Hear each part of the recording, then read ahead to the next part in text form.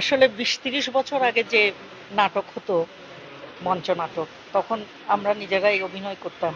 তখন দেখেছি দর্শক নাটক দেখার জন্য দরজা ভেঙে ফেলতো ঢোকার জন্য, হলে ঢোকার জন্য। ইদানিং আসলে এটা কমে গেছে। আমি লক্ষ্য করছি যে এটা কমে গেছে ইউটিউবের কারণে, অবশ্যই মোবাইলের কারণে সেই দিকে মানুষ বেশি ঝুঁকে গেছে, যার কারণে হলে আসতে চায় না আর কি। আর তাছাড়া আর্থিক একটা ব্যাপার আছে, আর্থিক অসচ্ছলতার কারণে বা সেরকম মন মানসিকতার কারণেও এখন আগের চাইতে মানুষ অর্থাৎ দর্শক একটু নাটক বিমুখ হয়েছে।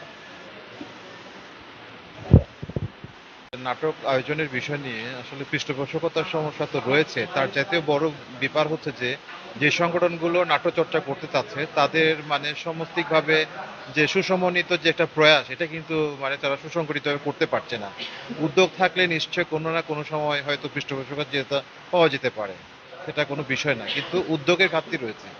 বিশেষ করে আমাদের যে জাতিসত্তাগুলো রয়েছে তাদের ওই যে ওনাদের যে একটা জাতিসত্তার যে একটা যে অনুভূতি, যে প্রকাশের যে একটা প্রচেষ্টা, এইগুলোকে সম্মিলিত যে একটা প্রচেষ্টার যে ঘাটতি রয়েছে, এটা সবচেয়ে বড় ধরনের একটা মানে সমস্যা।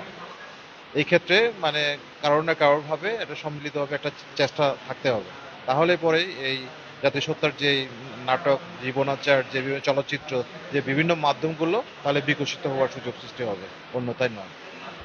ধন্যবাদ। ১৬ বছরের পথ চলাটা বরাবরই গতি যেহেতু নাম, এর গতিময়তাটা কখনো থামেনি।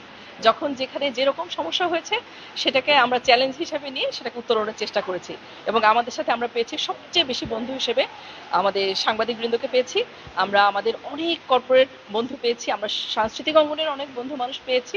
আর নাটক রচনা বলেন, ডিজাইন বলেন, এই সমস্ত কিছুতে আমাদের দল যেহেতু স্বয়ংসম্পূর্ণ, এখানে অনেক বেশি মানুষ নাই, কিন্তু যে কয়জন আছে তারা প্রত্যেকটা ক্ষেত্রে যে ক্ষেত্রে কাজ করে তারা সেই ক্ষেত্রে একেবারে দক্ষ, যার জন্য আমাদের কখনো থেমে থাকতে হয়নি। সামনে গতি তো সবসময়ই একটা বিভিন্ন ধরনের বৈচিত্র্যময়তা নিয়ে আসার চেষ্টা করছে বিভিন্ন নাটকে। একটা ফোক আমরা সেভাবে করিনি এখন পর্যন্ত, সামনে একটা ফোক করার ইচ্ছা আছে।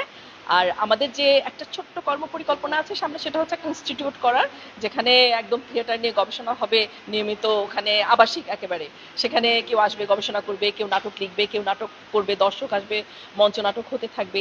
এই একটা স্বপ্ন দেখি আমরা। কি বলতে চান?